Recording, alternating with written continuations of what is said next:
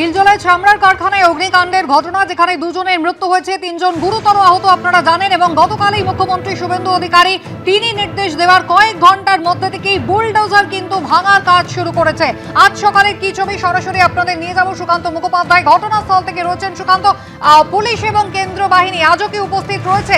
এখনো কি বুলডোজার কাজ করছে? ভাঙার কাজ শুরু হলো? দেখো, এখনো পর্যন্ত বুলডোজার আসেনি, কিন্তু কিছুক্ষণ আগে এই যে 50/1 জিজে খান রোড, অর্থাৎ যেখানে অগ্নিকাণ্ডের ঘটনা ঘটেছিল, সেই বাড়িতে কলকাতা মিউনিসিপ্যাল কর্পোরেশনের যারা একেবারে এই নির্মাণ ভাঙার যারা কাজের সাথে যারা যুক্ত, সেই কর্মীরা ইতিমধ্যে ঢুকেছে। সেখানে ড্রিল মেশিন নিয়ে যাওয়া হয়েছে এবং ওপর থেকে বিভিন্ন ফ্লোর ভাঙার কাজ ইতিমধ্যে শুরু হয়েছে।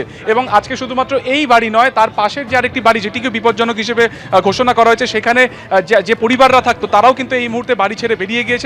আজকে আপাতত মূল যে ঘটনাস্থল, অর্থাৎ সেইখানে বাড়ি ভাঙা হবে এবং তারপরে পাশের বাড়িটি ভাঙা হবে। সামনের যে রাস্তা তুমি দেখতে পাচ্ছ, যে বিভিন্ন জায়গাতে ব্যারিকেড করে দেওয়া হয়েছে সেন্ট্রাল ফোর্সের উপস্থিতিতে।